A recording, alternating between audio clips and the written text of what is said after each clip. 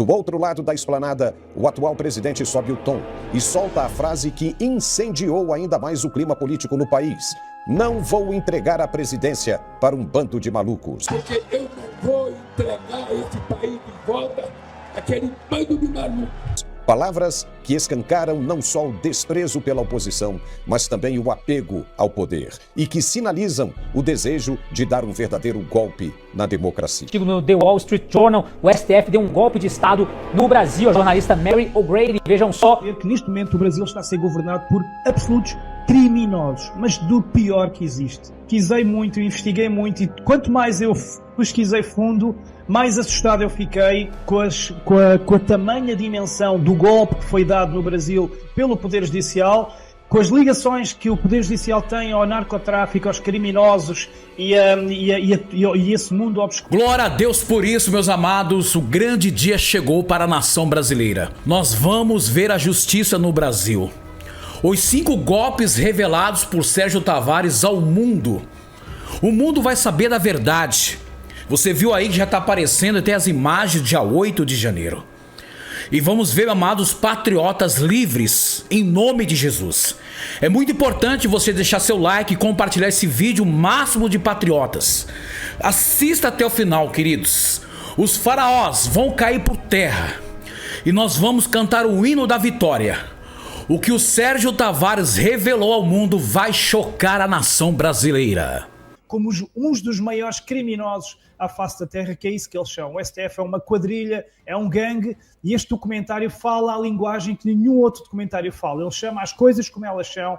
STF, uma quadrilha, um gangue, Lula, um ladrão, um mentiroso, os ministros do STF corruptos, as eleições de 2022, um golpe eleitoral, o 8 de janeiro uma cilada, uma farsa, e todo o percurso promíscuo, com chantagem, com assassinatos de Zavascki, com assassinatos de delegados, para pôr Alexandre de Moraes no poder, tudo isso também aparece, incluindo os relatos das vítimas do 8 de janeiro na Argentina, em Espanha, em Itália. Fui ter com cada um deles, fui ouvir especialistas em urnas eletrónicas à Índia, à Alemanha, a todo o lado, e estive aí convosco também no timeline para ouvir o testemunho de perseguidos como o Alan dos Santos. Isso mostra que o público português já despertou para a ditadura, para as atrocidades, para os crimes contra a humanidade que estão a ser cometidos lá no Brasil. E este comentário, acima de tudo, é mais gasolina para uma fogueira onde Alexandre de Moraes já está a arder. Ele está a arder por todo o lado, do Trump, Magnitsky, do Glenn, do Schellenberger, das denúncias do Tagliaferro, de todos vocês. E isto é mais gasolina, ele está já a arder, só tem a cabeça de fora,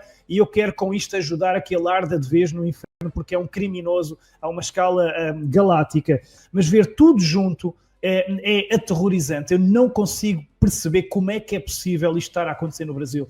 É inacreditável, o mundo tem mesmo que saber isto. Porque vocês, brasileiros, vocês foram recebendo estas atrocidades ao longo destes 4 anos, uma por uma, soltas. Este documentário junta tudo de uma forma lógica, no encadeamento lógico, e até o povo brasileiro que viveu tudo isto, quando vir tudo junto, vai ficar de boca aberta, porque eu próprio chorei várias vezes a fazer o documentário, eu próprio fico de boca aberta é insano para o povo ver o que é que está a acontecer, porque a televisão obviamente mente. Eu exponho também a Globo, eu exponho os ministros um por um, o Barroso, o Zanin, o Toffoli, cada um deles aparece as suas declarações todas, o Benedito, a Carmen Lúcia, a própria Janja é exposta, o Lula, o Dirceu, todos eles. A forma como, por exemplo, ministros que estão agora no STF, antes eram advogados de criminosos, perderam as condenações e quando se tornaram ministros depois absolveram-nos. Tudo isso vai aparecer no documentário. E, portanto, é muito importante que o povo brasileiro também veja. Sérgio, você mencionou a Globo aí e eu estou aqui agora com um trechinho aqui, bem curto, da Globo fazendo um fact-checking e eu me impressionei com a honestidade da Globo. Escutem isso aqui. Agora aquele momento aqui no J10 em que a gente faz um cerco à desinformação e vejam só, eu começo a semana trazendo verdades, o que é raro aqui. Calma. Eu começo a semana trazendo verdades, o que é raro aqui. Sérgio, eu queria fazer uma pergunta, brincadeiras à parte.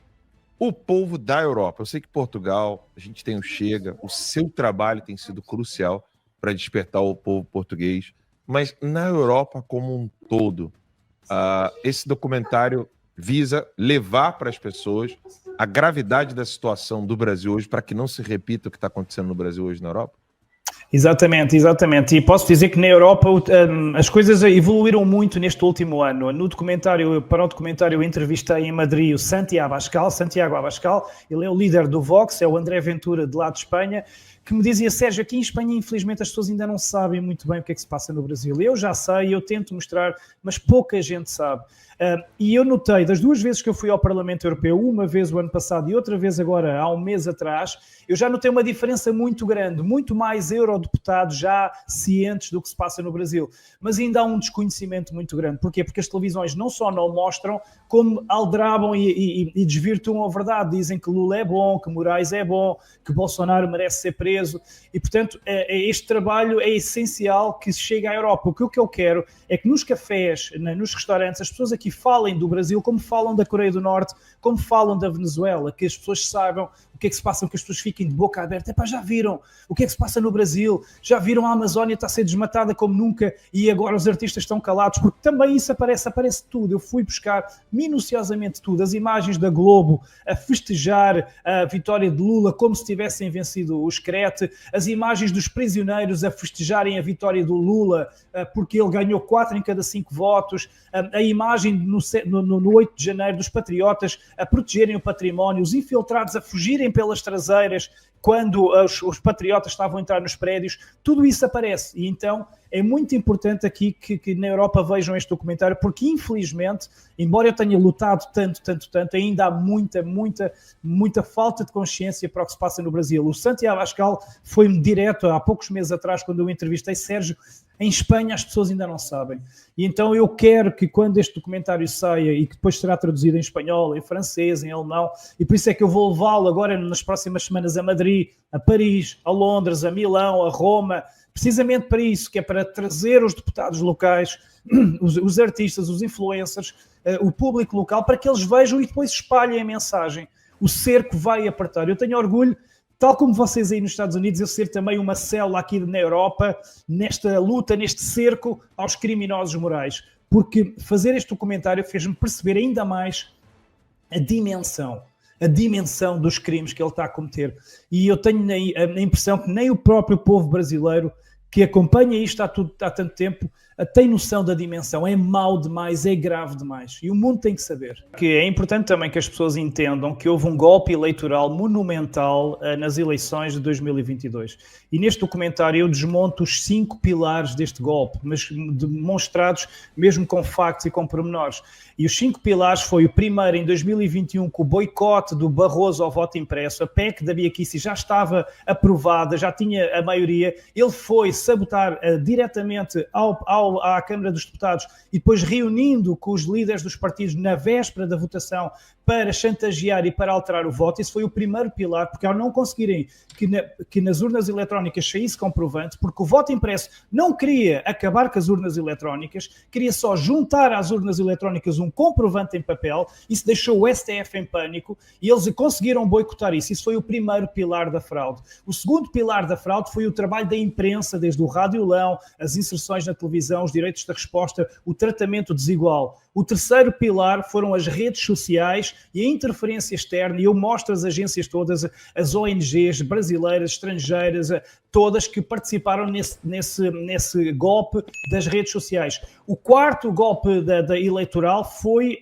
as empresas de pesquisas, cuja Datafolha está ligada à Folha de São Paulo e à Globo, os grandes inimigos de Bolsonaro. E o quinto pilar da fraude foi o tratamento desigual do TSE, com Benedito Gonçalves à cabeça, e que Bolsonaro não podia chamar Lula de ladrão, mas Lula podia chamar de genocida. Não se podia dizer nada sobre Lula, não se poderia ligar Lula ao comunismo, não se podia ligar Lula ao Foro de São Paulo, não se podia ligar Lula ao satanismo, não se podia ligar Lula à corrupção do PT, enquanto que Bolsonaro podia ser chamado de tudo, não podia usar imagens de nada. E no documentário eu provo os 5 pilares da fraude eleitoral, incluindo depois então especialistas na Índia e na Alemanha, que provaram que é inconstitucional. E porquê que na Índia e na Alemanha o Tribunal Constitucional aboliu essas urnas sem comprovante? Porque lá eles são só juízes do Constitucional. Não é como no Brasil, que é uma vergonha, onde eles são juízes do Constitucional e juízes eleitorais. Acumulam poderes e depois ainda por cima conseguem chantagear o legislativo, portanto sobrepõem-se aos poderes todos. Então isso tudo é desmontado neste documentário, por isso é que demorou mais de 1 ano e meio, por isso é que eu tive de percorrer 10 países, porque eu tive que ir buscar informações ao fim do mundo e felizmente estou muito contente com o resultado. Eu não queria que tivesse saído agora, foi o destino que calhou que saísse nesta época crucial, era para sair em maio, mas com tantas horas de entrevistas, com tanta informação, quis o destino que fosse agora, e eu acho que é a hora certa, agora é a hora certa de arder de uma vez com aquela careca despelada. Ele vai acabar sozinho. Eu tenho aqui duas certezas que eu tenho.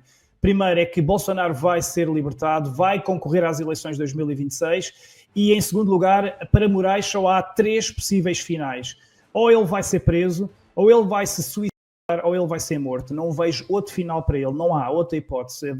Dure mais tempo ou menos tempo. Portanto, estas são as minhas previsões. E, enfim, a gente tem aqui, então, o Eduardo Talhaferro, vocês já estão cansados de saber quem é, ex-assessor do TSE, perito digital, ex-chefe da Assessoria Especial de Enfrentamento à Desinformação do TSE, e ele está botando a boca no trombone agora, que ele está no exterior e já prometeu aí informações bombásticas aí para os próximos dias, talvez, suponho. Isso aí a gente vai tentar puxar dele hoje, quando que ele vai vir com essas informações novas. Então, boa noite, Eduardo. Seja bem-vindo ao TV Injustiça. Boa noite, Ludmila. Boa noite a todos que estão assistindo. Aqui já é bom dia, né? São 3 da manhã. Não repare aí que eu tô todo inchado, porque eu acabei dando uma dormidinha um pouco antes, senão eu não ia aguentar, né? Foi uma semana bem puxada e eu não poderia deixar de participar aqui no seu programa, através do seu convite. Então, obrigada aí por ter, né, acordado de madrugada para nos atender. O programa TV Injustiça é o último programa da direita, digamos assim, da semana. Então, é o mais tarde, é no domingo. Então, a gente realmente, para quem está participando da Europa, fica complicado. Mas vamos lá, então. Né, eu prometo não tomar muito do seu tempo, você está aí de madrugada, está cansado, mas vamos tentar começar aqui do início. Eduardo, como você chegou ao Moraes? Como que você foi parar lá no TSE? Quem te convidou? Você botou currículo ou alguém te chamou? Como é que você foi parar lá? Não. Foi uma coincidência aí, através de uma brincadeira, num clube de tiro, por sinal, apesar que o pessoal achar que eu sou de esquerda, estão completamente enganados. Foi dentro de um clube de tiro, onde eu sempre costumava atirar com um juiz que é meu amigo. A gente ia aos domingos, né? E nesse dia ele convidou um promotor e um outro juiz, que eu não sabia que era de Brasília, né? Lá da Suprema Corte, né?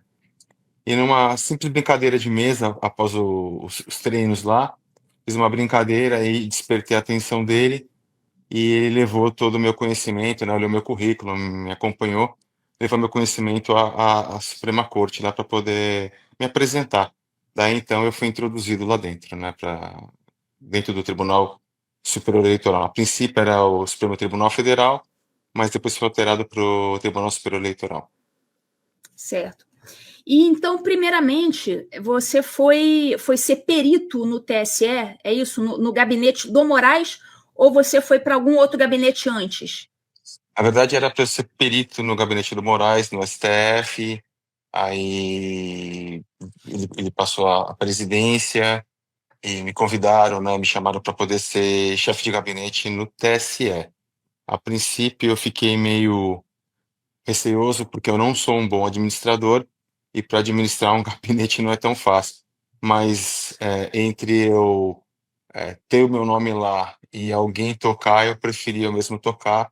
Se eu aguentasse ou não, eu ia saber com o passar dos trabalhos e sairia. O que eu tentei e não consegui. Então, você assumiu, foi no AED, que é como é que é o nome? Assessoria de Enfrentamento à Desinformação, como é que é o nome da assessoria? Assessoria Especial de Enfrentamento à Desinformação. Então, esse foi o departamento que você assumiu no TSE. Antes de assumir esse departamento, você atuou no TSE em algum outro setor? Não, fui direto pro TSE como chefe de gabinete. Como chefe de gabinete. E quando chegou lá, então, nessa assessoria, que hoje em dia todo mundo sabe, né, do que se tratava, eu vi você falando em alguma entrevista, não sei se foi no Cláudio Dantas ou se foi no Alan dos Santos, que você, de cara ali, assim, com alguns dias de trabalho, algumas semanas, alguma coisa assim, você percebeu que tinha alguma coisa estranha no ar. Fala pra gente dessa sua sensação de estranhamento, assim, de um cheiro ruim que você sentiu no início, e como é que você foi internalizando isso e percebendo que realmente a coisa era ruim mesmo? Bom, as demandas elas vinham através de mensagens de WhatsApp, então a assessoria recebia essas mensagens com direcionamento, né, do trabalho que seria feito, ou seja, o perfil que seria analisado para a confecção de um relatório muito simples, nada de... Era um grupo de WhatsApp ou era uma pessoa que te enviava mensagem? Vinha por tudo que é lado, vinha, por exemplo, de juiz do gabinete dele no STF, vinha de juiz do gabinete do TSE, entendeu? Às vezes vinha de um servidor próximo a ele, do próprio ministro, ou um servidor da presidência do TSE, sempre vinha de alguma parte, né? Então havia essa promiscuidade de servidores do... que você trabalhava no TSE, era servidor do TSE. Então havia essa promiscuidade de servidores do gabinete do Moraes lá no STF te mandar demandas no TSE. Então era uma promiscuidade institucional que acontecia. Exatamente. Pela minha falta de experiência em trabalhar dentro do judiciário, ainda mais numa corte superior aí, até então nisso eu não havia percebido nenhum problema, né? Achei que fosse um padrão comum, uma coisa normal. Mas com o passar dos dias aí, acho que uma semana, um pouco mais, que na primeira semana você ainda tá na adrenalina da posse no cargo, tudo, mas você vai na outra semana você começa já a colocar a sua adrenalina um pouco mais para baixo e trabalhar começar, não vou dizer raciocinar, porque você raciocina sempre.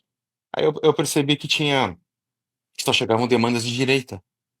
Então, assim, em quase 2 semanas, eu não vi uma demanda de esquerda. Aí eu questionei, uma servidora e falei: "Olha, fulana, só vem demanda de direita, a esquerda não faz nada, né, não acontece nada". Aí ela olhou para os meus olhos com uma cara de: "Pois é, né", e de indignada também, por sinal, e eu já entendi o que estava acontecendo, né. Comecei a entender que ali existia um direcionamento, nas análises dos perfis que eram recebidos. Entendi. E quem mandava mensagens para o seu celular? Você falou que vinham de várias fontes. Tinha grupo, tinha gente do TSE, tinha gente do STF, enfim. Você chegava a ter algum contato pessoal com o próprio ministro ou era sempre por intermédio dos assessores? Sempre por intermédio de um juiz auxiliar ou um chefe de gabinete dele. Eu, como chefe de gabinete dele, tinha pouquíssimo contato. Ele era muito fechado, né, poucas pessoas tinham contato. Eu tinha contato, vai, em reuniões, né, eh, praticamente em reuniões, e 2 vezes antes de ele tomar posse como presidente do TSE e uma posterior, assim, era pouquíssimo contato com ele. Entendi. Pelas mensagens que vazaram agora na Vaza Toga 2, que eu considerei, não sei qual a sua opinião, vou perguntar a sua opinião também, eu considerei ainda mais grave do que a Vaza Toga 1, porque agora surgiu o esdrúxulo documento que foi a certidão de antecedentes ideológicos, podemos dizer assim, né? Que saía essa certidão, você assinava essa certidão, inclusive, junto com um servidor chamado Frederico, salvo engano. Então a gente vê essas certidões. Frederico, né? Não, na verdade eram com vários servidores. Frederico foi, acho que o caso que o pessoal colocou mais, expôs mais. Mas eu assinava com todos os servidores, porque então acontecia um tinham problema. outras certidões, então, que eu não vi assinadas Sim, por outras pessoas. Foram feitas certidões para todos os presos, entendeu? Você imagina a pressão em 8 pessoas dentro do gabinete, elas não queriam, a princípio, elas achavam que não era algo legal de se fazer, porque elas entendiam que isso deveria ter sido feito pelo próprio STF e não pelo TSE, mas através da decisão dele, ele ordenou, né, que o TSE fizesse isso, uma vez que o GestBull, que é o banco de dados de eleitores do país, ser o maior banco de dados do Brasil, inclusive maior que o das polícias, e sempre atualizado, porque a cada 2 anos existe uma atualização de informação. Então o pessoal não queria, não gostava, estava com medo já estava receoso, porque era uma situação grave, e como eu não tinha alternativa de decidir alguma coisa, de falar, ó, e muito menos condição de fazer aquilo tudo sozinho, né? Só que vamos fazer o seguinte, pessoal, eu vou assinar com todos vocês. Se vocês se prejudicarem, nós vamos nos prejudicar juntos. Eu não achava justo, entendeu? Então rolou essa conversa. Tipo, olha, isso aqui tal, tá, vamos fazer, mas, né, pelo menos não é uma. Se rolar algum problema, a gente se ferra junto. Então rolou essa. Chegou ao ponto de chegar a esse diálogo? Sim. Se acontecer alguma coisa que desagrade, que dê algum problema, eu estou com vocês. Só para você ter uma ideia, esses servidores, eles trabalharam num regime duro, severo. Imagina fazer mais de 1.500 certidões em 8 pessoas num prazo mínimo de tempo, entendeu? Então era um trabalho de 15, 16 horas por dia, sábado e domingo, e eles sequer tiveram horas extras ou folgas cedidas pelo tribunal. Mas eu, como um líder deles, eu acabei fazendo o banco de horas deles pessoalmente e falei, vocês vão descansar, vão viajar, vão aproveitar e eu abono todas essas horas. Eu sempre fui muito junto do pessoal, porque eu sei que o pessoal são servidores, eles não têm opção, como eu também não tinha, e eles não iam comprometer a carreira deles com as coisas do ministro. Então, eu falei, se vocês forem, nós vamos juntos, nós somos uma equipe. Você viu aí, meus amados, o assessor do Farol do Brasil trazendo toda a verdade. Foi um golpe que eles deram no Brasil, foi essa a realidade, um golpe.